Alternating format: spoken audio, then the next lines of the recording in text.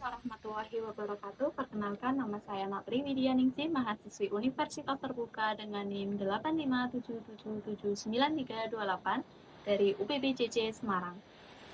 Pada kesempatan kali ini, saya akan melakukan kegiatan praktikum IPA di SD dengan kode PDGK 4107, modul 2, kegiatan praktikum 2 tentang pencemaran lingkungan.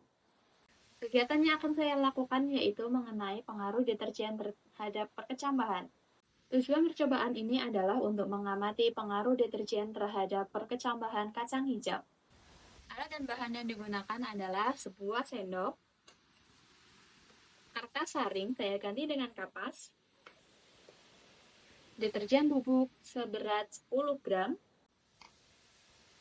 biji kacang hijau,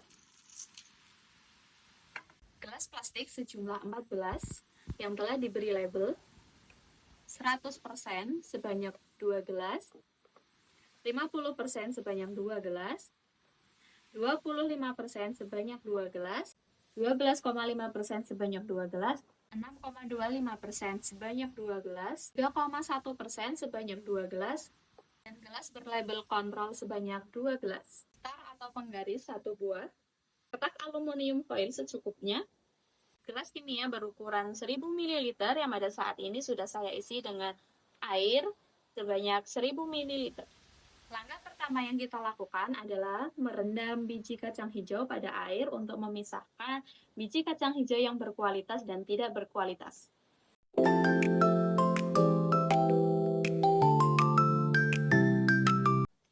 Kemudian untuk membuat larutan deterjen, kita masukkan 10 gram bubuk deterjen ke dalam 1000 ml air yang sudah kita sediakan. Tuangkan dan aduk hingga deterjen larut. Setelah larutan deterjen siap, maka kita masukkan satu persatu pada gelas yang telah diberi label. Yang pertama kita masukkan ke dalam gelas yang berlabel 100%. Kemudian kita tambah lagi air sebanyak yang telah dituangkan ke dalam larutan deterjen. Tuangkan kembali larutan deterjen pada gelas berlabel 50%, kemudian isi kembali gelas kimia dengan air ledeng sebanyak lebih kurang 500 ml, dan tuangkan kembali pada gelas berlabel 25%, lalu isi kembali gelas kimia dengan 500 ml, kemudian isikan kembali pada gelas selanjutnya, dan seterusnya dilakukan berulang kali hingga gelas terakhir yaitu gelas berlabel 3,1%. Pada gelas kontrol, kita beri air ledeng yang masih murni tanpa tercampur deterjen. Setelah 6 gelas terisi dengan air deterjen dan 1 buah gelas diisi dengan air ledeng, maka selanjutnya adalah memasukkan biji kacang hijau kepada masing-masing gelas sebanyak 10 butir. Biji yang dimasukkan ke dalam gelas yang berisi air deterjen dan air kontrol adalah biji kacang hijau yang berkualitas bagus dan tidak mengambang. Pada saat perendaman ini, saya tidak menemukan biji yang mengambang. Perendaman ini dilakukan selama 5 menit. Sembari menunggu 5 menit, maka saya akan melapisi gelas yang belum digunakan menggunakan kertas saring atau kapas.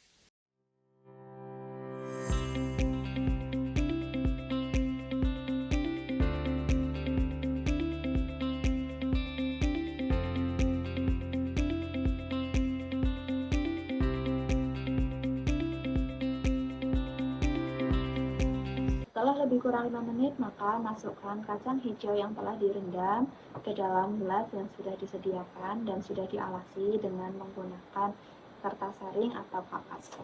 Masukkan seluruh biji kacang hijau pada gelas label yang sesuai dengan gelas label pada saat biji kacang hijau direndam. Kemudian rapihkan biji kacang hijau yang sudah berada di gelas berlabel. Lalu, ketika mengambil kacang hijau pada gelas kontrol, maka gunakan sendok yang masih bersih dan belum terkena deterjen. Kemudian, tuangkan larutan deterjen secukupnya pada gelas label yang berisi biji kacang hijau sesuai dengan labelnya. Kemudian, setelah semua terisi dalam gelas, maka langkah selanjutnya adalah menutup gelas dengan menggunakan kertas aluminium foil agar gelas dan tanaman biji kacang hijau tidak mendapatkan cahaya dari arah manapun. Lalu amati pertumbuhan setelah 24 jam.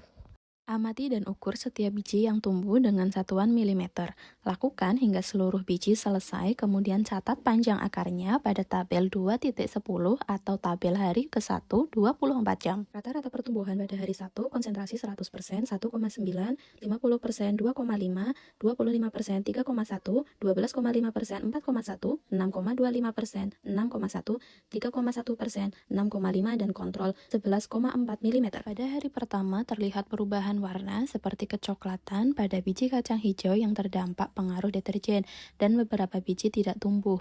Sedangkan pada biji kacang hijau yang terdapat pada gelas kontrol seluruhnya tumbuh. Pada hari kedua, lakukan hal yang sama, yaitu ukur setiap biji kacang hijau dan catat pada tabel 2.10 hari kedua. Rata-rata pertumbuhan pada hari kedua adalah konsentrasi 100% dengan 7,9, 50%, 8, 25%, 8,2, 12,5%, 12,1, 6,25%, 15,6, 3,1%, 16,6, dan kontrol 27,6. Pada hari kedua, gelas konsentrasi 100% terlihat mengering dan semakin berubah warna menjadi coklat, meskipun masih ada pertumbuhan. Sedangkan pada gelas dengan konsentrasi lain, beberapa ada yang membusuk sehingga menyulitkan saat proses pengukuran karena sudah ada pertumbuhan akarnya. Kemudian pada gelas kontrol mengalami pertumbuhan yang signifikan, yaitu 2 kali lipat dari hari ke-1. Kesimpulan pada percobaan ini adalah larutan kontrol berfungsi sebagai pembanding untuk mengetahui pengaruh deterjen terhadap proses perkecambahan kacang hijau. Deterjen dapat memengaruhi pertumbuhan kecambah seperti menghambat perkecambahan dan pertumbuhan akar, bahkan hingga membusuk. Namun, tidak semua perkecambahan yang gagal tumbuh disebabkan oleh deterjen. Bisa jadi dipengaruhi oleh faktor lain, seperti kualitas biji, suhu, kelembapan, dan serangan jamur.